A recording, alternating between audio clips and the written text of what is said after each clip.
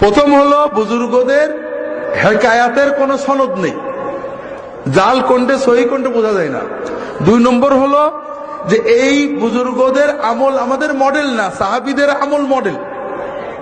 3 নম্বর সবচেয়ে মুশকিল হলো বুজুর্গদের গল্পে চমক আছে আমরা বলি, কিন্তু অনেক গল্পই ইসলামের বিপরীত শিক্ষা দেয়।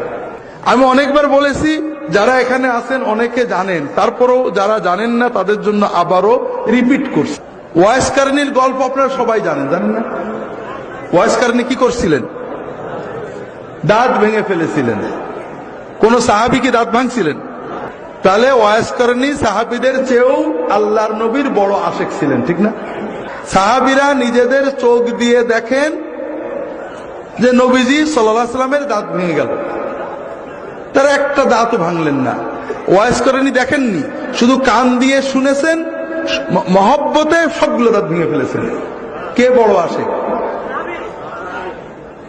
ফুরফুরে এসে নষ্ট হয়ে গেছে সব। এত ব্যাখ্যা করে বললাম তা বুঝলেন না। সাহাবীরা চোখে দেখে দাঁত ভাঙলেন না, আর ওয়াইস কারনি কানে শুনে সব ভেঙে ফেলে দিলেন। বড় আশেক কে? এইবার বোঝেন, বোঝেন।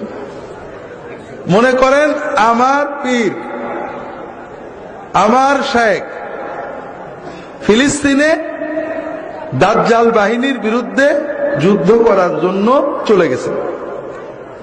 মোবাইলে খবর আসলো আমার পীর নায়েবে রাসূল তিনি ইহুদিদের গুলি লেগে শহীদ হয়ে গিয়েছেন।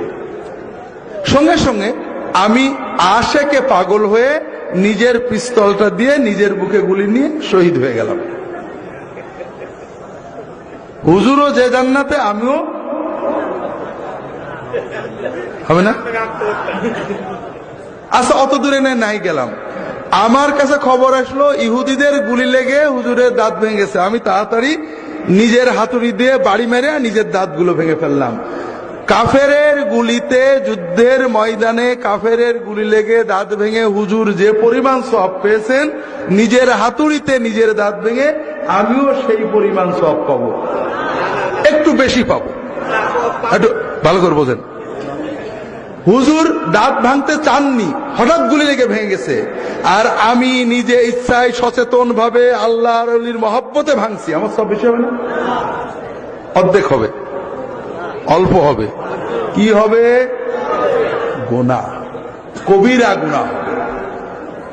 কেউ যদি সচেতন অবস্থায়, হুশ থাকা অবস্থায় নিজের দাঁত নিজে ভাঙে, নিজের হাত নিজে কাটে, সব হবে না গুনাহ হবে? যদি অচেতন হয়ে করে তাহলে গুনাহ হবে না, তবে এর ভিতরে কোনো ফজিলত নেই। ওয়াইস কারনি পাগল ছিলেন না যে দাঁত ভাঙবেন, এটা মিছে গল্প, মিথ্যা গল্প। এই গল্প কয়েকটা শিক্ষা দেয় যা সবগুলো আমাদের ঈমান নষ্ট করে। 1 নম্বর হলো এই গল্পের মাধ্যমে সাহাবীদের প্রতি খারাপ ধারণা আসে। 2 নম্বর কথা, এই গল্প দ্বারা সাইয়্যিদুত তাবেঈন, শ্রেষ্ঠ তাবেঈ, আল্লাহ রাসূল সাল্লাল্লাহু আলাইহি ওয়াসাল্লাম যাকে সাক্ষী দিয়েছেন তিনি সবচেয়ে শ্রেষ্ঠ তাবেঈ, তার ব্যাপারে একটা খারাপ ধারণা মনে আসে যে বেটা ঘরে বসে দাঁত ভাঙলো, গুনাহ হয়ে গেল।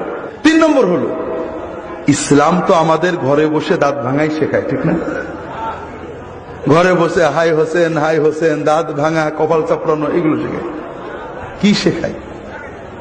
ইসলাম শেখায় তুমি ময়দানে যাও, সংসার করো, দিনের দাওয়াত দাও, এলেম শেখো, উপার্জন করো, জিহাদের ময়দানে চলে যাও।